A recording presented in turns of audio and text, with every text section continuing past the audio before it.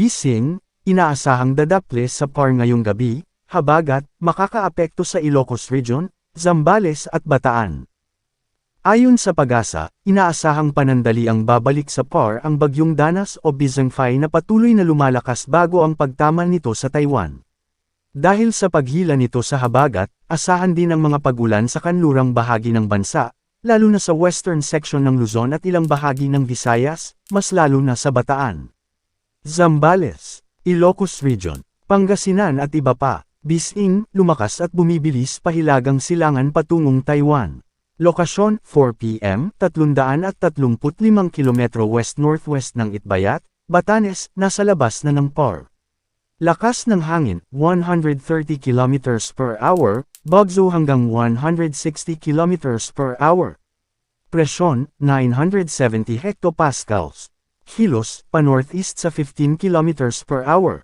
Lakas ng hangin, umaabot hanggang 360 km mula sa gitna. Sea conditions, 24 hours. Rough seas, hanggang 4.5 na metro. Seaboard ng Batanes, moderate to rough seas, hanggang 4.0 na metro, hilaga at kanlurang baybayin ng #Babuyan Islands. Hanggang 3.0 na metro, kanlurang baybayin ng #Ilocos Norte. Bawal pumalaot ang maliliit na sasakyang pandagat.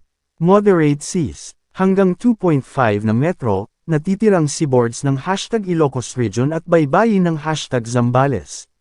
Hanggang 2.0 na metro, baybayin ng #Bataan at #Lubang Islands. Mag-ingat ang mga bangka at motorbangka. Iwasang pumalaot kung di kinakailangan. Track at intensity outlook, patuloy na kikilos pa northeast. Posibleng muling pumasok sa PAR ngayong gabi at lalabas agad bukas ng umaga, 7 ng Hulyo. Lalakas pa sa loob ng 12 oras bago hamina paglapit sa China sa July 10.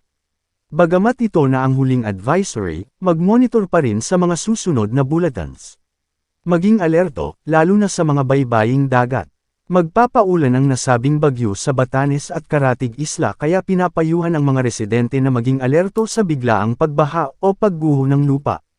Asahan ang malalakas na pag-ulan sa Visayas at Mindanao dulot ng habagat. Ibang lugar sa Visayas at Mindanao nakararanas ng pagbaha.